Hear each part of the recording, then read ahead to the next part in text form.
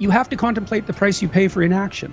And this is something I did with my clients all the time. It's like, well, I don't want to change jobs. Well, no wonder. It's like, you have to go put yourself out to be interviewed. You have to send out 500 resumes. You have to be rejected 499 times. You have to polish your interview skills. You have to update your CV, which means you have to take a real look at the inadequacies in your preparation. And maybe you won't find a better job. It's like, no wonder you're afraid of that. Okay, you're in this job you hate and it's 10 years from now. How does that look? Think about that. You already know you're in a little hell.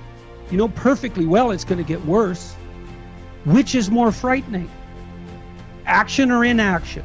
Well, the thing about inaction is you're blind to it, eh? So you can hide from it. Well, that's chapter 3 again. Do not hide things in the fog. Do not make the assumption that inaction has no price. And so then you think, I'm terrified of this, but I'm even more terrified of that. There is a way out, that there is a way to do more, to get more, to obtain more. But I personally don't want to lose all that I've been able to get. So I need to make sure that I do everything to keep it. So I can't be content.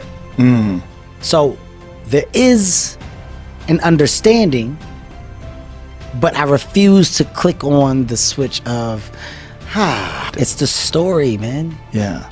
You know, we're all writing a book. What's your book look like? What does your fucking book look like? Like your life is a book. You got a bunch of chapters in your book, but when they close that book, how good was the book? How good was your book? What was the ending to your book? If the ending to my book can be so amazing because of all that was done, all of the things that can be associated with you and your existence become a part of the chapters in your book. So my drive is about my book. I encourage people to read at a minimum of 30 to 40 pages of something positive every day to program your mind. And all of us can do that. We can go to the library and check out books. When I think about Og Mandino, who wrote The Greatest Salesman in the World, he was on the verge of committing suicide. Went to the library, read the book Think and Grow Rich, and his life turned around. So reading and programming ourselves, the reason that most people should do that, psychologists say that 86% of our self-talk is negative, and it goes undetected by the conscious mind. That's why we're taught, be ye not conformed to this world, be ye transformed by the renewing of your mind.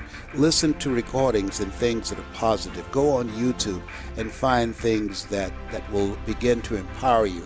And minimize the distractions in your life. We have so many distractions. The weapons of mass distractions cause most people not to begin to live their lives from the inside out, but from the outside in. You know, there's an African proverb that said, if there's no enemy within, the enemy outside can do us no harm.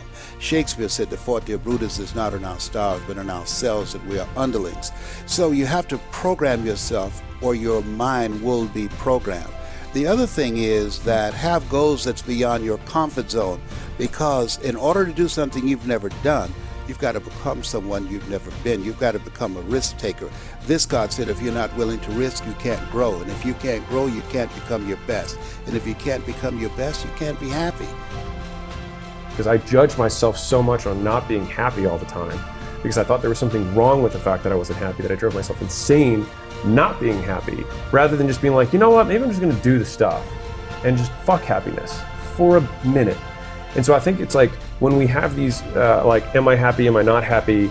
I think my opinion is that you have to rise above it so that you can just see, you can feel the spectrum, which is just being present. Because I think, again, Alex's 2 cents, haven't been around that long.